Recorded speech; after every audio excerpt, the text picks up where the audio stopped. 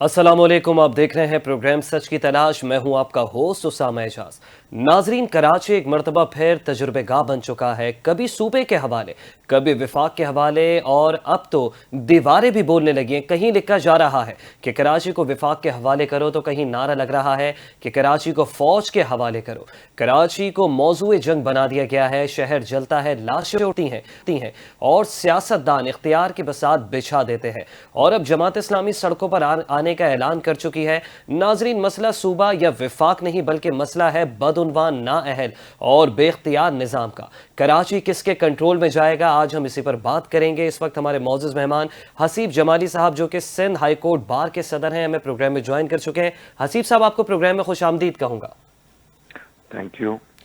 हसीब साहब, कराची में wall choking हो रही है और कराची में एक जमात जिनके पास सबसे ज़्यादा नशिस्तें हैं, वो कह रही है कि कराची को विफाक के हवाले करो। क्या आईने पाकिस्तान में शहर कराची को विफाक के हवाले करने की कोई वाज़ेह शिक मौजूद भी है? बिस्मिल्लाहिर्रहमानिर्रहीम। देखिए, आईने पाकिस्तान में 4 सूबों का जिक्र है और उसमें कोई ऐसी शेख मौजूद नहीं है कि कराची को वफाक के हवाले किया जा सकता है या नहीं। देखें, अगर कोई चीज़ अगर सियासतदान समझते हैं कि करनी चाहिए तो वो पार्लियामेंट कर सकते ही है, क्योंकि वही कानून साज इदारा है और कॉन्स्टिट्यूशन भी उसी ने बनाया जिसके हिस्से 4 सूबे बनते हैं। तो कोई ऐसी चीज़ मौजूद नहीं है। आपको पता है कि कॉन्स्टिट्यूशन से पहले कराची वॉज फेडरल कैपिटल, तो उस वक्त उसको एक अलग सिटी का, वो एक फेडरल कैपिटल का दर्जा था। लेकिन जी। जब से इस्लामाबाद बना और फिर सब चीज़ें वहाँ दारुल खिलाफा वहाँ पे शिफ्ट हुआ, तो उसके बाद से कराची सिंध का हिस्सा है। कराची पहले भी सिंध का हिस्सा था और हिस्टोरिकली भी सिंध का ही हिस्सा है। और मैं समझता हूँ कोई इस वक्त ऐसी चीज़ मौजूद नहीं है, अनलेस कि सियासतदान डिबेट करें पार्लियामेंट में, प्रोविंशियल असेंबली में, और फिर जाके कोई उसके ऊपर अगर ये लोग फैसला करते हैं तो। अच्छा, हसीब साहब, शहर कराची की अगर हम बात करें तो 18वीं तरमीम के बाद क्या कराची को सूबे से अलग करना आईनी तौर पर मुमकिन है या नहीं है? देखिए, 18वीं तरमीम जो पास की गई थी उसको पूरी तरीके से इम्प्लीमेंट नहीं किया गया। 18वीं तरमीम का पर्पस था कि ग्रास रूट लेवल पे जो है वो हुकूमती उसको ट्रांसफर किया जाए। लेकिन जितनी भी हुकूमतें आई 18वीं तरमीम के बनने के बाद, उन सब ने ऐसी शिफ्ट को रेजिस्ट किया, क्योंकि उससे फिर पार्लियामेंटेरियंस को और प्रोविंशियल असेंबलीज को ये खतरा लाक हो गया कि सारे फंड्स और चीजें ग्रास रूट लेवल पे चली जाएंगी। तो आपने देखा होगा कई जजमेंट्स भी दिए कई स्टेजेस पे पिछली गवर्नमेंट से, उससे पहले भी, कि लोकल बॉडीज इलेक्शंस कराए जाएं। जहाँ तक 18वीं तरमीम की बात है, देखिए एमसी अवार्ड का उसमें जिक्र है, सूबों को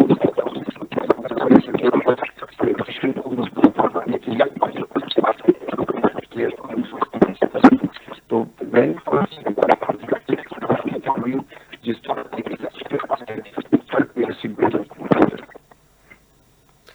अच्छा हसीब साहब, पाकिस्तान पीपल्स पार्टी की सिंध हुकूमत है और पाकिस्तान पीपल्स पार्टी चाहती है कि सिंध शहर कराची को ना विफाक के हवाले किया जाए ना और किसी के हवाले किया जाए। और साथ ही साथ अगर नए सूबों के हम बात करें, नए सूबों की बड़ी बाज़गश्त है। पीपल्स पार्टी ये भी चाहती है कि जनूबी पंजाब सूबा बने, लेकिन पाकिस्तान मुस्लिम लीग नून नहीं चाहती है कि वहाँ पर कोई नया सूबा बने सूबे पंजाब में। सर, क्या चपकलिश है? सब चाहते हैं कि सूबा हमारे पास रहे, हम यहाँ की गवर्नेंस दे के ब्यूरोक्रेसी हमारी हो, और फिर हम दूसरे सूबे को जो है वो किसी भी तरीके से तकसीम करके वहाँ नए सूबा बनाने की क्यों बातें करते हैं? देखिए, ये अब मुख्तलिफ आइडियाज़ हैं, मुख्तलिफ जहन के लोग हैं। जी। हमारे यहाँ इशू सूबा बनाने का नहीं, सूबा बनाने से ज़्यादा बैड गवर्नेंस का इशू है। जी। देखिए, हमारे सूबों में, जो हमारे सूबे में ख़ास तौर पे जिस तरीके से ये सारी हमारी चीज़ें चल रही हैं, आप देखिए बाकी सूबों के मुकाबले में हमारे यहाँ गवर्नेंस का लेवल बुरा है। बलूचिस्तान और सिंध में जो है गवर्नेंस को लोग क्रिटिसाइज करते हैं। यहाँ पे आवाम के हुकूक, चाहे इंफ्रास्ट्रक्चर, सब चीज़ें बहुत ही वीक पोजीशन में है। तो मैं समझता हूँ ज़्यादा जोर इस चीज़ पे इसको कैसे इम्प्रूव किया जा सकता है, रादर देन हम इस चीज़ पे ध्यान दें कि ये नया सूबा बनाने के ऊपर, क्योंकि मेन इशू है کہ گورننس صحیح نہیں ہو رہی صوبے کی. اس کے لیے اگر کوئی چیز ری ماڈل کرنی ہے تو وہ سوچی جائے, نہ کہ صوبہ بنانے کی بات. کیونکہ دیکھیے جو سندھ میں لوگ بستے ہیں وہ سندھ دھرتی سے محبت کرتے ہیں, وہ سندھ کو ایک اپنا دل کا حصہ سمجھتے ہیں. میں نہیں سمجھتا کہ انہیں کسی بھی صورت ایکسیپٹیبل ہوگا کہ سندھ کی کوئی تقسیم کی بات کی جائے یا فیڈریشن کے حوالے کرنے دیا جائے. اچھا حسیب صاحب, ایم کیو ایم پاکستان کے سربراہ ہیں اس وقت ڈاکٹر خالد مقبول صدیقی, وزیر تعلیم بھی ہیں, فیڈرل منسٹری بھی ہے ان کے پاس. وہ کہتے ہیں کہ کراچی کو وفاق کے حوالے کرنا اگر غداری کے زمرے میں آتا ہے تو آئین سے یہ شق مکمل طور پر نکالتے ہیں. سر یہ بات ان کی قانونی طور پر کتنی درست ہے؟ دیکھیے یہ ایک میرے خیال سے more of a political statement ہے, میں سمجھتا ہوں. لیکن میرے ذہن میں دیکھیں بات یہی ہے کہ پہلے تو صوبائی اسمبلی سے اس چیز کو پاس کرانا ہوگا اور پھر نیشنل اسمبلی کر سکتی ہے, وہ خود اس کا حصہ ہیں اگر انہیں کوئی ایسی چیز کرنا وہ سمجھتے ہیں. اور سب سے ضروری چیز میں سمجھتا ہوں کہ ایسی چیز پہ تو ریفرینڈم ہونا چاہیے تاکہ عوام سے صحیح معنوں میں پوچھا جائے, چند لوگ یہ فیصلہ نہ کریں, کیونکہ یہ پورے فائبر آف دا کانسٹیٹیوشن جو ہے اس کو جو ہے وہ چھیڑ دے گی یہ چیز. تو میں سمجھتا ہوں کہ اور میرے ذہن میں تو اس وقت جیسے ملک کے 2 صوبوں کے حالات ہیں, ہم کوئی ایسی چیز افورڈ نہیں کر سکتے کہ جو لوگوں میں نفرتیں اور تقسیم کا سبب بنے.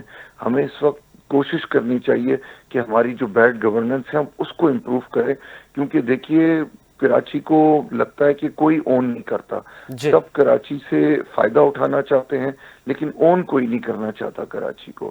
اب جو گورنمنٹ اس وقت موجود ہے یا چاہے پہلے گورنمنٹس موجود تھی, انہوں نے بھی یہی کیا کہ کسی نے اون نہیں کیا کراچی کو, سب کراچی کو یوز کر رہے ہیں. اور آپ ایک چیز اور دیکھیے گا سر کہ اگر کراچی کو کوئی جو بات کر رہے ہیں الگ کرنے کی, کراچی پاکستان کا دل ہے, سندھ کا صرف دارالخلافہ نہیں ہے, پاکستان کا دل ہے, فائنینشیل ہب ہے کراچی پاکستان کا. اگر کراچی کو اس طریقے سے الگ کرنے کا سوچیں گے تو باقی جو سندھ کا ایریا ہے اس میں پھر کیا فائنینشیل اور وہ ایکٹیویٹی رہ جائے گی کمرشل. تو یہ تو بہت بڑی زیادتی ہو جائے گی. میں نہیں سمجھتا کہ سندھ میں بسنے والے لوگ اس کو ایکسیپٹ کریں گے اس طریقے سے. اچھا حسیب صاحب, وال چاکنگ کے ذریعے کراچی کو وفاق کے حوالے کرنے کی باتیں ہو رہی ہیں, فوج کے حوالے کرنے کی باتیں ہو رہی ہیں. سر یہ اگر ہم آئینی اور قانونی دائرہ اختیار میں اگر اس کو دیکھیں تو کیا یہ جرم کے زمرے میں آتا ہے؟ دیکھیں آپ دیکھیں وال چاکنگ تو ہمیشہ آپ کو پتہ ہے کیمپینز کیے جاتے ہیں. یہ تو ایک ذہن سازی کی ایک کوشش کی جا رہی ہے, ایک میں سمجھتا ہوں کچھ چند لوگوں کی طرف سے. اور وال چاکنگ کی دیکھیں کوئی لیگل اہمیت تو ہے نہیں, یہ تو ایک اوپینین دینے کی کرنے کی کوشش کی جا رہی ہے کہ عوام کیا چاہتے ہیں. لیکن دیکھیں اگر تو کا پراپر فورم موجود ہے, آپ عوام سے رائے لیجئے, آپ پورے سندھ کی عوام سے جس کا کراچی پہ حق بھی ہے, سندھ کی ہر انچ پہ حق ہے, آپ ان سے پوچھیں اب وہ اس سے اگری کریں گے. جیسے دیکھیے دوسرے ملکوں میں ہوتا ہے, جیسے ایک ٹائم پہ آپ نے دیکھا ہوگا کہ کینیڈا کا ایک پارٹ تھا کیوبیک, اس نے کوشش کی کہ لینگویج چینج کی جائے کینیڈا کی فرام انگلش ٹو فرینچ. تو ادھر باقاعدہ پوری عوام سے ووٹنگ کروائی گئی اور پھر اس کے بعد انہوں نے ڈیسائیڈ کیا کہ کیا کرنا ہے کیا نہیں کرنا ہے. تو یہ تو ایک ایسی چیز ہے کہ میں سمجھتا ہوں پورے صوبے میں پھر اس کی پلیبسٹ ہونی چاہیے. اور میں ویسے نہیں سمجھتا کہ عوام اس کو ایکسیپٹ کرے گی, کیونکہ یہ اور نفرتوں کا سبب بن سکتی ہے. ہمیں اس وقت چاہیے کہ ہم وہ کام کریں جس سے لوگوں کو جوڑیں, اور یہ چیز کرنے سے دیکھیں بلوچستان کا آپ حال دیکھ رہے ہیں کہ وہاں کتنی لا اینڈ آرڈر کی سچویشن ہے, کے پی کے میں کتنی ابھی وادی تیرہ میں پھر آپریشن ہونے جا رہا ہے, ایسے سرد موسم میں لوگوں کو بے گھر کیا جا رہا ہے ایک آپریشن کی وجہ سے. تو کیا ہم سندھ میں کوئی ایسی چیز تقسیم کی, ہم نے 90 کی دہائی دیکھ لی, سر تقسیم کی تو سیاست بہت ہو گئی ہے نا, اب تو تعمیر کی سیاست ہونی چاہیے. بالکل, میں یہی کہنا چاہ رہا ہوں کہ ہمیں ایسا پالیسیز اڈاپٹ کرنی چاہیے جس سے لوگوں کو جوڑیں, ہم ایک جان بنائیں. ہم سے کوئی پوچھے باہر ملک میں جائیں تو ہم یہ نہ کہیں کہ ہم سندھی ہیں یا ہم پنجابی ہیں, بلوچ ہیں, ہم کہیں ہم پاکستانی ہیں. تو ہمیں پازیٹیو چیزوں پہ دیکھیں, گل پلازا کا انسیڈنٹ ہوا ہے, اب اس کو اگر اس میں آپ بات یہ کریں کہ جوڈیشل کمیشن بنے، اس کے اوپر بات یہ کریں ہم کہ جناب کوئی انڈیپینڈنٹ باڈی ہو جو کہ ایکسپرٹ ہو ان ایسے ایونٹس میں، فائر کی چیزوں میں، وہ آ کے اپنا تجزیہ دیں، اور پھر اس کے بعد بالکل دیکھیں آپ اپنی بیوروکریسی کو امپروو کریں، آپ اپنی رولنگ کو امپروو کریں، رادر دین یہ اس کا جی نی جرک ریئیکشن نہیں ہو سکتا کہ جی کراچی کو فیڈرل گورنمنٹ کے حوالے کر دیا جی جائے۔ اچھا میں نہیں سمجھتا حسیب صاحب، کہ میرا سادہ سا سوال ہے کہ 18ویں ترمیم کے نفاذ کے بعد وفاق کسی بھی صوبے کی رضامندی کے بغیر اس کا کوئی شہر اپنے کنٹرول میں لے سکتا ہے؟ ایسا کوئی قانون موجود ہے اس وقت؟ آپ کی تھوڑی سی آواز کٹ گئی تھی سوال کے دوران، حسیب صاحب، میں ایک بار یہ جاننا چاہ رہا تھا کہ وفاق جو ہے کسی بھی صوبے میں براہ راست مداخلت کر سکتا ہے اور صوبے کی رضامندی کے بغیر اس کا کوئی شہر اپنے کنٹرول میں لے سکتا ہے؟ جی میں سمجھتا ہوں کہ بغیر صوبے کی رضامندی کے تو یہ نہیں ہو سکتا بالکل بھی، اور میں تو اس لیول پہ جانا چاہوں گا، صرف اس لیول پہ جانا چاہوں میں سمجھتا ہوں کہ لوگوں کی رائے لینی چاہیے، جی لوگوں کی رائے لیجئے، پورے صوبے کی لوگوں کی رائے لیجئے، اور میں نہیں سمجھتا اچھا حسیب صاحب، آپ ماہر قانون ہیں اور شہر کراچی سے جو ہے وہ آپ کی بھی بڑی انسیت ہے، بڑی عقیدت ہے۔ یہ بتائیں کہ کراچی کا جو انتظامی بحران ہے، ایز پبلک جی آپ اس کا کیا حل دیکھ رہے ہیں؟ کیا بلدیاتی اختیارات کی کمی ہے، یا پھر کیا لگتا ہے کیا صوبہ جو ہے وہ صحیح سے اس شہر کو ٹیکل نہیں کر پا رہا، یا پھر یہاں کے جو M P M N As ہیں وہ لوگوں کے مسائل نہیں حل کرنا چاہ رہے؟ دیکھیں، مجھے نہیں لگتا کہ کوئی سیریس ہے اس صوبے کے، صرف کراچی کے ہی نہیں، اس پورے صوبے کے مسائل حل کرنے میں ہماری سیاسی جماعتیں کوئی سیریس ہیں۔ وہ ایک دوسرے کے اوپر الزامات لگاتی ہیں، جب خود پھر ان کی کوئی بھی نہیں ہوتی۔ میں سمجھتا ہوں کہ ہمیں نظام کی تبدیلی گورننس کے حساب سے زیادہ ضروری ہے، رادر دین ہم یہ کہیں کہ کراچی کو الگ کیا جائے یا آپ اس کو فیڈرل گورنمنٹ کے حوالے کر دیں۔